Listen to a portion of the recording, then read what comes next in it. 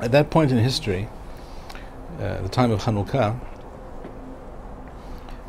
the Jews in Eretz Yisrael had been living already for some time under Greek rule, and even before there was an official government policy to eradicate Judaism, to outlaw Judaism, even before that there was a long period of assimilation, whereby the upper classes, the aristocracy, the very, very wealthy amongst the Jews, were essentially all Hellenists, and the influence of Hellenism was spreading throughout the Jewish society, and there was a real battle for the soul of the Jewish people.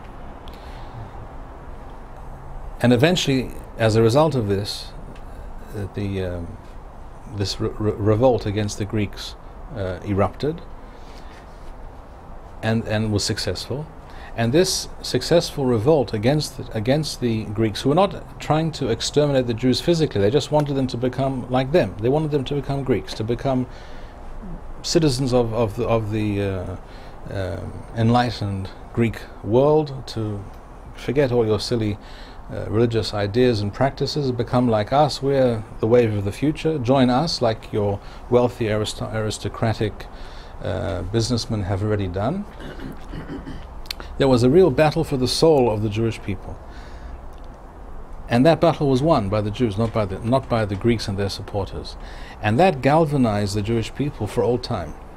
So everything that followed, even when we had the Romans and persecutions of the Romans following the Bar Kokhba revolt, etc., there was this national memory that had galvanized the Jewish people, and we see that it has galvanized us and given us inner strength and determination to survive and maintain our Jewishness down to the present day, which is well over 2,200 years. And the modern Zionists also see them. Right. The modern Zionists were looking for Jewish heroes. They immediately jumped on Yehuda Maccabi, the Maccabim. That's why we have soccer teams called, Maccabi Tel Aviv, or basketball teams, and etc. The early Zionists made a big deal of Hanukkah because this spoke about Jewish sovereignty. It spoke about Jewish military prowess and courage, but also religiously. From a spiritual, ideological point of view, it was the point at which the Jewish people had to decide: are we going to give in and just lie down quietly, basically, and die as a Jewish people and give in to these superior forces and numbers,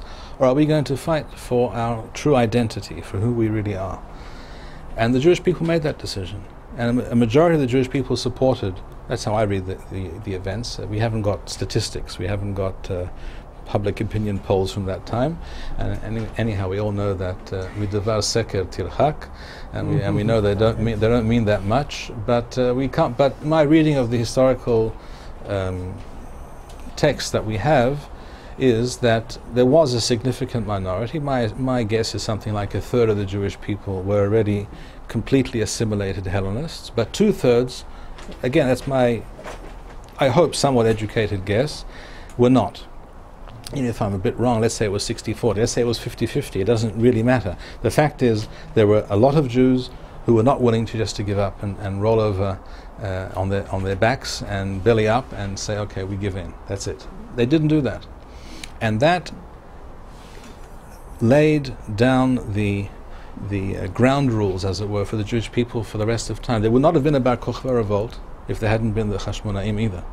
The Jewish people's will to resist religious persecution and to remain Jewish at all costs, I think that was forged in fire and in battle and with blood and tears by the revolt of the Hashmonaim, and that is something that resonates throughout history down to the present day. And therefore I think that is a seminal event that